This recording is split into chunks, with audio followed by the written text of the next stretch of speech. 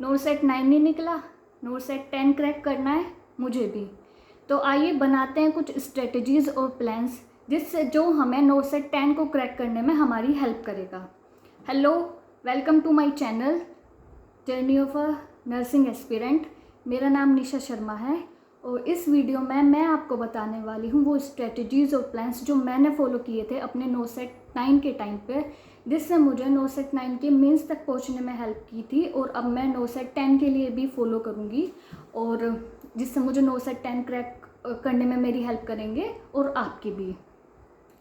तो शुरू करने से पहले मैं आपको ठीक है, शुरू करने से पहले मैं आपको एक मतलब छोटा सा बताना चाहती हूँ कि मैंने जो मेरी बीएससी नर्सिंग थी वो इसी साल मार्च 2025 में कंप्लीट की थी और अप्रैल 2025 में मैंने अपनी कोचिंग लगाई थी नर्सिंग एक्सपर्ट से।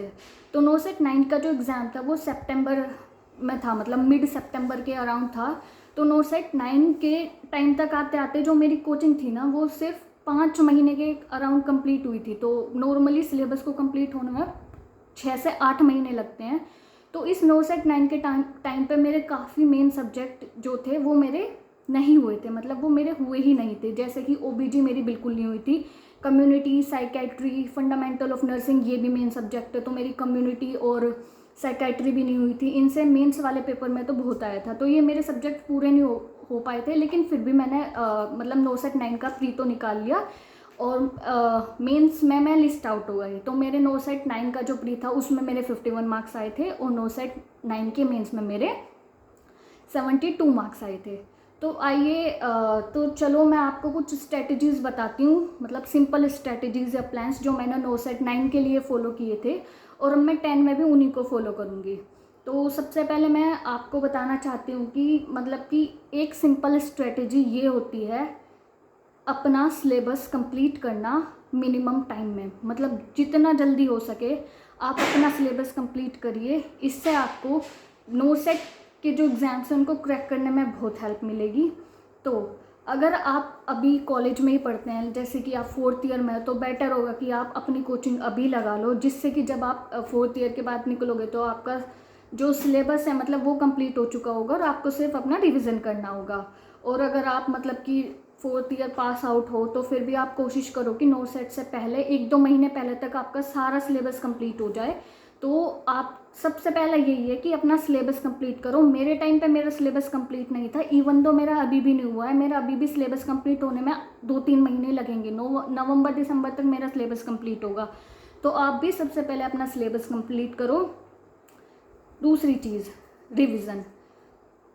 एक साथ बहुत सारा मत पढ़ो, जैसे जैसे क्लासेस चल रही हैं अपनी क्लासेस कंप्लीट करो और बाद में उसको रिवाइज़ कर लो। और रिवाइज़ के साथ साथ जो एमसीक्यूज़ की बुक्स होते हैं उनसे उस टॉपिक के क्वेश्चन सॉल्व करो।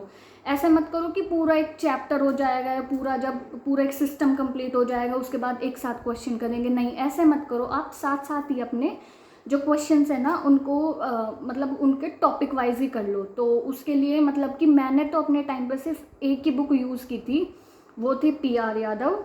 और इस बार भी मेरा वही करने का प्लान है, मतलब कि मेरा और कोई बुक लेने का प्लान नहीं है, लेकिन फिर भी मैं आपको सजेस्ट कर देती हूँ आप PR यादव ले सकते हैं। PR यादव ले लेना, मेरे पास उसका 4th एडिशन है। सॉन्डर्स ले सकते हैं आप, मोस भी ले सकते हैं या फिर लिपिनकोट ले सकते हैं।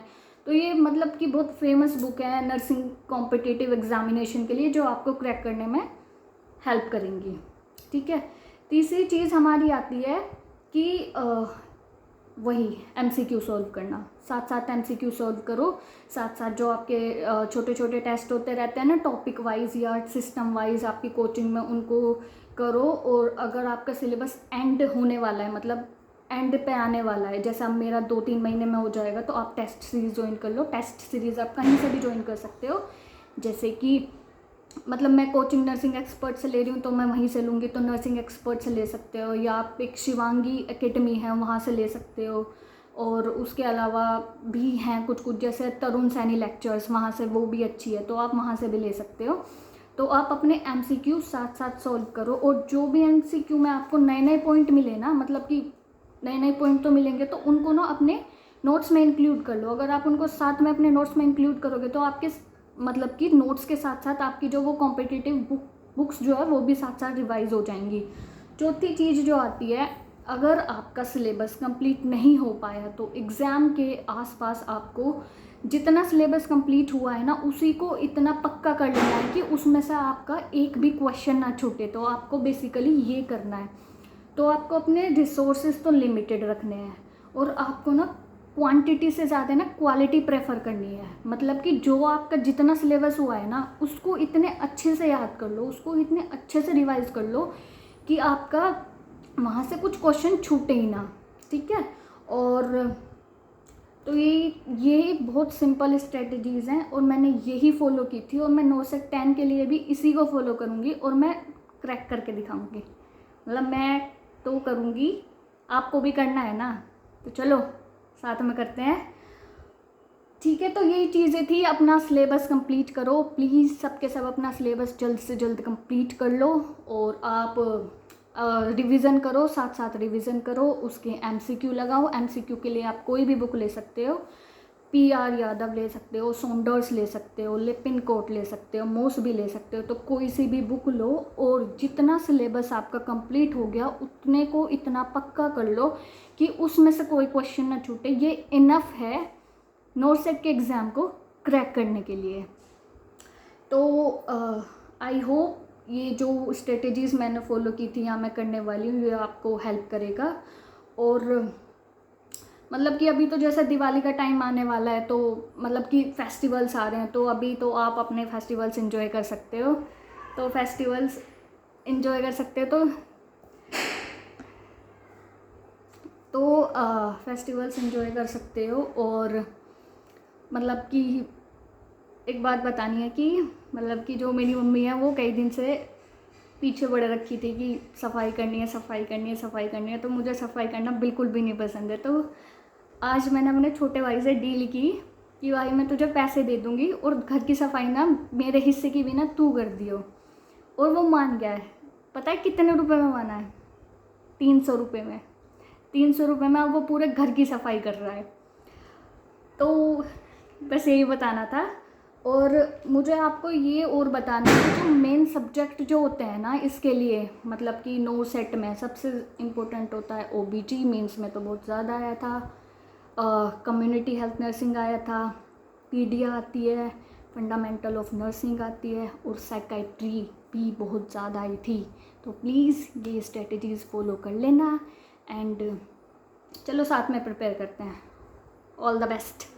हाँ, अगर आपको कहीं से मतलब कि मोटिवेशन नहीं मिल पा रही है, बहुत सारे मेरे लोग हैं, मैंने कमेंट सेक्शन में देखा है, मुझे अच्छे लोग अच्छे कमेंट करते हैं, उसके लिए थैंक यू। तो बहुत सारे मतलब लोग कमेंट करते हैं कि नहीं हो पाया, मेरा भी नहीं हो पाया, मतलब ठीक है मोटिवेटेड नहीं है या फिर अच्छा नहीं लग रहा। तो आपको परेशान होने की कोई ज़रूरत नहीं है, क्योंकि एग्ज़ाम है, हर 6 महीने में आता है, फिर से 6 महीने में आ रहा है। तो हमारे लिए बेटर यही होगा कि अब हम उस पर फोकस करें। जो चला गया वो तो चला गया। तो अगर आपको कहीं से भी मोटिवेशन नहीं आ रही, मतलब कहीं से भी आप मोटिवेटेड नहीं हो पा रहे, इनर भी मोटिवेशन नहीं आ रही, तो मतलब मेरे पास है एक लाइन जिससे आप मतलब आपको अच्छे से मोटिवेशन आएगी। तो मतलब कि वो है कि लेवल सबके निकलेंगे, लेकिन निकलेगा उसका जो खड़ा रहेगा। Thank you, bye bye.